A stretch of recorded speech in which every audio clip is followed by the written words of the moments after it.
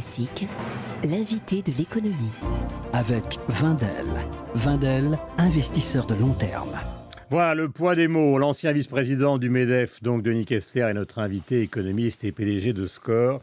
Nous avons 3 minutes intenses pour essayer de comprendre ce qui peut se passer sur le plan économique dans les heures qui viennent. Visiblement, François Hollande est attaché à son pacte de responsabilité et à sa politique. Le patronat peut éventuellement suivre et en même temps la gauche de la gauche, on a vu les mines hier, c'est à gauche toute, quoi, autrement. Donc on a l'impression que tout ça est ingérable, en fait. Je suis assez d'accord. L'équation n'a pas beaucoup de solutions, beaucoup d'inconnus.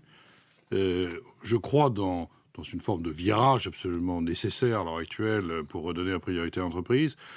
Mais dans ce virage, on ne sait pas encore quelle sera son ampleur, son intensité et la détermination de l'équipe pour pouvoir le mettre en œuvre. Donc, et c'est vrai que les discours d'hier étaient davantage de justice du côté de la gauche, alors qu'on voit bien que le problème, c'est un problème d'efficacité, c'est un problème de Surtout croissance. avec les chiffres qui sont tombés ce matin, donc concernant la dette de la France, qui sont des chiffres qui sont en augmentation. Aucun objectif n'a été atteint, strictement aucun, que ce soit en termes de croissance, que ce soit en termes de déficit public, que ce soit en termes de déficit extérieur, que ce soit en termes d'emploi. Aucun objectif n'a été atteint. Et je pense que les conséquences politiques des évolutions économiques ont été vues hier. Maintenant, il faudrait regarder les conséquences politiques et économiques qui vont se passer aujourd'hui. Il y a eu 3 phases, en fait, je parle du patronat. Une phase où, au fond, on sentait une certaine forme d'accord sur le pacte de responsabilité, puis des contreparties qu'on ne voulait pas vraiment donner en attendant de savoir ce qui allait se passer. Et là, on est dans la 3e phase. Donc, vous considérez que les patrons, ce matin, ils sont dans quelle situation à l'égard du pouvoir ? Alors, c'est clair, je veux dire, il faut savoir si dans le tournant, mettons, social-libéral aujourd'hui, ça sera 4/5 de libéralisme et 1/5 de social, ou l'inverse, ça on ne sait pas.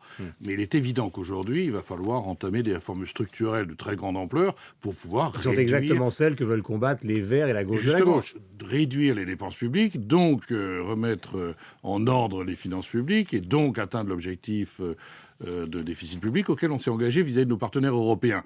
Donc on a une tension maximum aujourd'hui entre la voie nécessaire, qui est effectivement celle des réformes structurelles dans tous les domaines, et puis de l'autre côté, une partie de la majorité, à l'heure actuelle, qui voudrait davantage de dépenses publiques, éventuellement de dépenses sociales, et qui s'opposeront aux réformes structurelles indispensables. On sait bien, enfin, on devine que François Hollande ne va pas vouloir changer de politique, parce que c'est sa crédibilité personnelle qui tomberait à l'eau définitivement.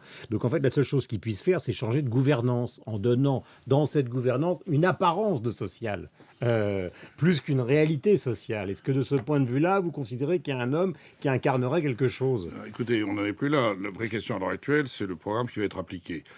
Si je devais faire une métaphore, l'avion français est en plomb. Alors on peut toujours changer le pilote, l'avion ne décollera pas. Pour qu'il décolle, il faut considérablement l'alléger. Pour ça, il faut des réformes structurelles dans tous les domaines, mais qui vont toucher le cœur de l'électorat de gauche, que ce soit par exemple le statut de la fonction publique, que ce soit le nombre de collectivités locales, que ce soit les opérateurs de l'État, les régimes de retraite spéciaux et ceux de la fonction publique encore. Et donc on a une espèce de tension énorme entre les réformes structurelles qui vont taper nécessairement sur l'électorat de gauche à tous les niveaux. Donc, mais si on ne les fait pas, très honnêtement... on va avoir une Est-ce que vous avez le sentiment que vous pourrez l'abandonner ? Les fameux 50 milliards sur lesquels travaille Bernard Cazeneuve, c'est impossible. Mais c'est impossible, attendez, je veux dire, ça serait un désastre absolu. Donc avec qui est le clash ce matin ? Avec la gauche de la gauche ? Bien entendu. Ou alors de Hollande avec Hollande dans son miroir ? Oui, j'ai l'impression que les tensions sont totales au sein de la gauche et au sein, j'allais dire, même de l'équipe gouvernementale pour savoir si l'interprétation et l'orientation à donner maintenant, c'est un virage à 180 degrés, à 80 degrés, à 30 degrés ou à 20 degrés. Il faut absolument que ça change. Je pense qu'on a perdu 2 ans. Ces 2 ans ont été épouvantables à l'heure actuelle. On a une situation dans laquelle, si on ne donne pas véritablement un grand coup de volant, on va dans le décor. Nos partenaires européens ne nous laisseront plus le temps maintenant de tergiverser. Je vous rappelle que nous avons eu 2 ans de sursis, qu'on a totalement gâchés. Les chiffres ce matin du déficit public, on attendait 4,1, on était 4,3. Ceci, à mon avis, sonne le glas de la politique qui a été menée depuis ces 2 dernières années d'augmentation de la dépense publique et de non-réforme de l'État. Merci beaucoup, Denis Kessler, d'être venu ce matin, donc donner votre point de vue, et puis celui d'un des hauts responsables du patronat en France. Dans l'instant, en direct, Marine Le Pen. Dis Alex, je peux te demander